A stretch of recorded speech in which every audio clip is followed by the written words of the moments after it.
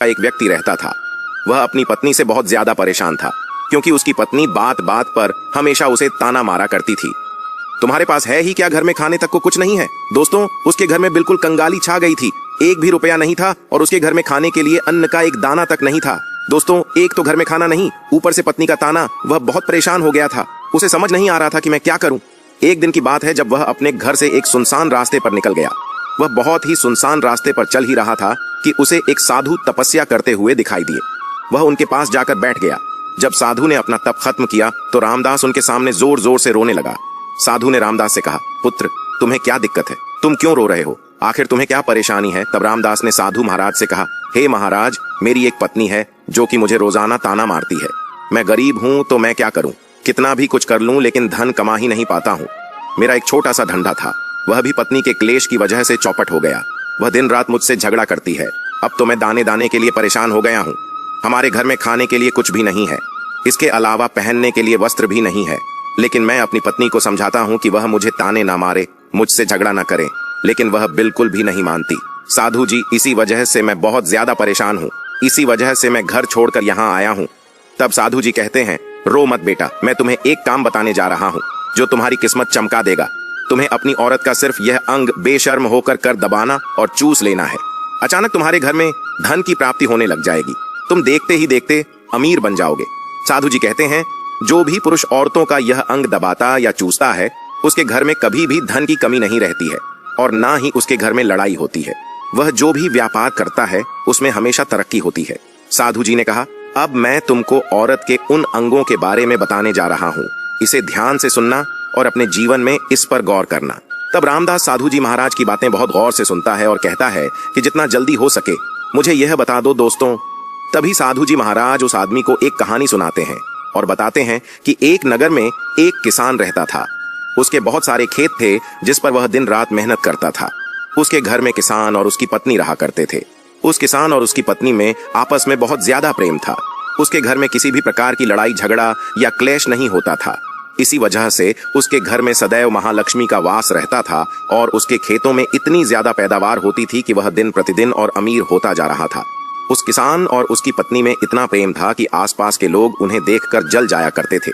धीरे धीरे उसके पूरे गांव के लोग जान गए कि किसान और उसकी पत्नी में बहुत ज्यादा प्रेम है। धीरे धीरे यह बात उस नगर के राजा तक पहुंच गई। दोस्तों, किसान और उसकी पत्नी की बात जब राजा के पास पहुंचती है तो राजा भी उसके प्रेम की काफी ज्यादा तारीफ करते हैं। वह सभी से बताते हैं कि हमारे नगर में एक किसान और उसकी पत्नी रहते हैं जिनमें कभी भी लड़ाई झगड़े नहीं होते हैं। उन दोनों में आपस में इतना प्रेम है कि मैंने ऐसा अपनी जिंदगी में कभी भी नहीं देखा। एक बार की बात है, राजा पूरे नगर में ढिंढोरा पिटवा देता है कि इस नगर में जितने भी लोग हैं वह सभी अपने घर में घी का दिया जलाएंगे। राजा की पत्नी पूछती है कि आप ऐसा क्यों कर रहे हैं? सबके घर में घी का दिया क्यों जलवा रहे हैं? राजा अपनी पत्नी की बात सुनकर कहते हैं, दीपक प्रेम की निशानी होता है। जिसके घर में घी का दीपक जलता है उसके घर में सदैव प्रेम बना रहता है और मैं चाहता हूँ कि जो प्रेम किसान और उसकी पत्नी के घर में है वह हमारे पूरे नगर में रह रहे पति पत्नी के बीच हो। इसीलिए मैं हर घर में दीपक जलाना चाहता हूँ। दोस्तों, राजा के सैनिक जाते हैं और हर जगह नगर में डुग्गी पीट देते हैं और कहते हैं सभी के घर रात भर घी का दीपक जलना चाहिए। दोस्तों, राजा की बात मानकर सभी नगरवासी अपने घर में दीपक जला देते हैं, लेकिन जैसे ही आधी रात होती है सभी के घर के दीपक बुझ जाते हैं, लेकिन किसान के घर का दीपक वैसे ही जलता रहता है। दोस्तों, दीपक हमेशा किसान की पत्नी जलाती थी लेकिन उसकी बात नहीं मानती थी। वह हमेशा अपनी मनमानी करती थी। उसका जो भी मन करता था वही काम करती थी, लेकिन किसान को इस बात से कोई भी दिक्कत नहीं होती थी क्योंकि किसान बहुत समझदार था।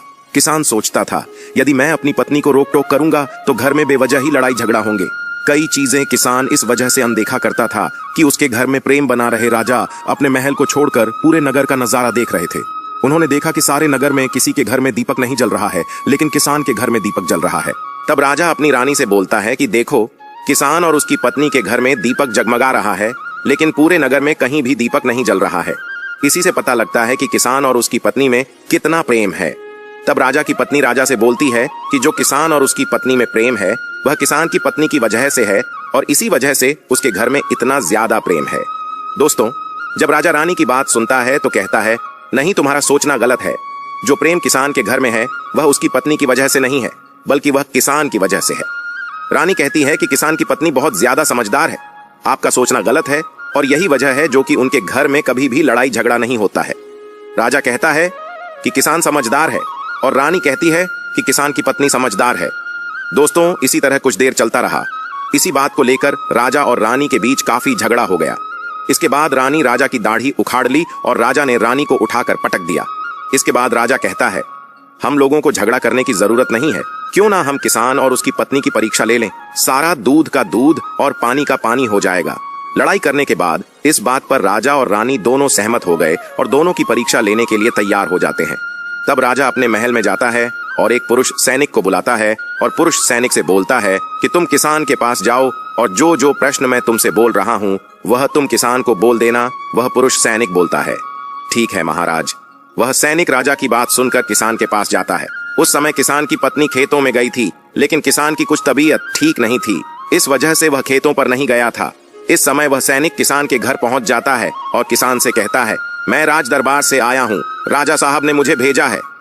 दोस्तों, किसान कहता है, बताइए मैं आपकी क्या सेवा कर सकता हूँ। आप बैठ जाइए, मैं आपके लिए पानी लेकर आता हूँ। तभी वह सैनिक बोलता है कि नहीं, तुम कुछ भी मत लाओ, मैं राजा का सैनिक हूँ, बस आपके पास राजा का समाचार लेकर आया हूँ। तब किसान कहता है, ठीक है, आप मुझे बताओ राजा साहब ने मेरे लिए क्या समाचार भेजा है।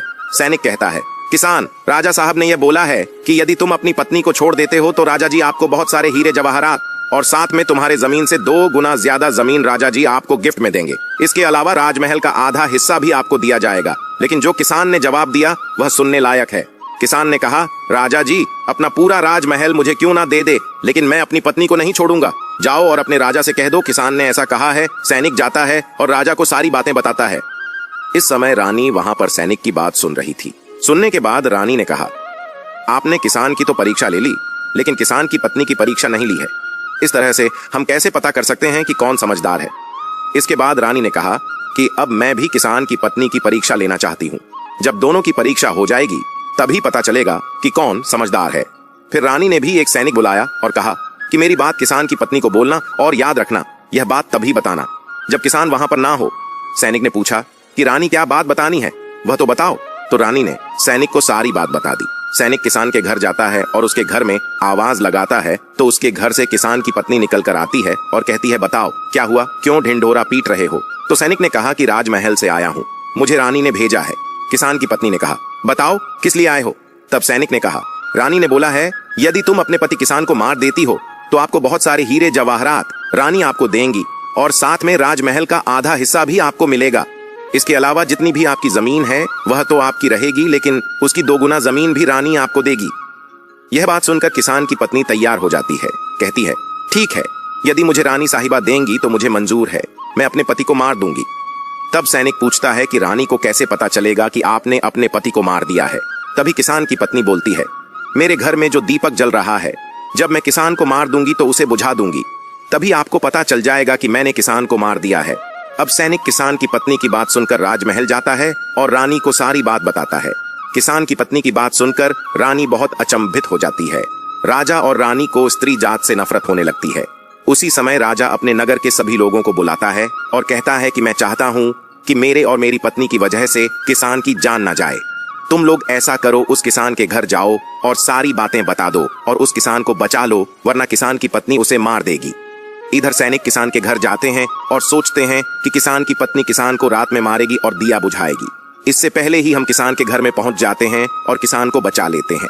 दोस्तों, जैसे ही राजा के सैनिक किसान के घर पहुंचते हैं तो देखते हैं कि किसान तो मरा पड़ा हुआ है। तो सैनिक किसान की पत्नी से बोलते हैं कि तुमको तो किसान को रात में मारने के लिए बोला गया था, लेकिन आपने अभी किसान को क्यों मार दिया।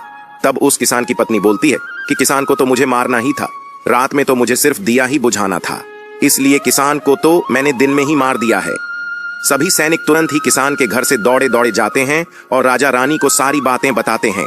राजा और रानी क्रोध से आग बबूला हो जाते हैं। इसके बाद राजा और रानी किसान की पत्नी को बंदी बनाकर लाने के लिए अपने सैनिक से कहते हैं।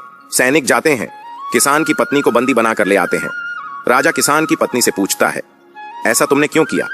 तुम लालची औरत हो, तुम्हें पैसों से प्यार है। तभी किसान की पत्नी ने जवाब दिया और बताया कि मुझे तो किसान को पहले ही मारना था, वह तो मैं कोई बहाना ढूंढ रही थी, क्योंकि किसान की आदत बहुत खराब थी, वह मेरे साथ बहुत खराब व्यवहार किया करता था। तो राजा ने कहा, ऐसा क्या करता था किसान? तो किसान की पत्नी ने जवाब दिया कि वह मेरे नाक का ऊपरी हिस्सा अपनी उंगली से हमेशा दबाया करते थे। इसके अलावा किसान एक काम और मेरे साथ करता था। वह किसान मेरे कान का पिछला हिस्सा अक्सर अपनी जीभ से स्पर्श किया करता था। राजा ने पूछा, ये बताओ, जब आप लोग गरीब थे तब क्या किसान आपके साथ ये काम करता था? तो किसान की पत्नी बोलती है, नहीं महाराज, तब ऐसा नहीं करता था। तब राजा ने कहा, मैं समझ गया कि किसान ऐसा क्यों करता था। उसी समय साधु जी ने रामदास से पूछा, तुम्हें कुछ समझ में आया औरत का कौन सा अंग दबाने तथा चूसने से लोगों को अचानक धन की प्राप्ति होती है? तो रामदास ने कहा, नहीं साधु जी, मुझे अभी समझ में नहीं आया। तभी साधु जी कहते हैं, अगर अभी समझ नहीं आया तो मैं फिर से आपको बताता हूँ। किसान अपनी पत्नी के साथ जो पहला काम करता था वह है उसके नाक के ऊपरी हिस्से को अपनी उंगली से दबाता था। तो जिस भी मनुष्य के घर में पैसों की किल्लत है उसे अपनी उंगली से औरत के नाक के ऊपरी हिस्से को जरूर दबाना चाहिए। दोस्तों, औरत के नाक के ऊपरी हिस्से को बहुत शुभ माना जाता है। इसी वजह से जो यह काम करता है वह हमेशा धनवान पुरुष बन जाता है। दूसरा काम है, जो भी पुरुष औरत के कान का पिछला हिस्सा अपने जीभ से स्पर्श करता है उसके किस्मत के द्वार खुल जाते हैं, उसे अचानक धन की प्राप्ति होती है।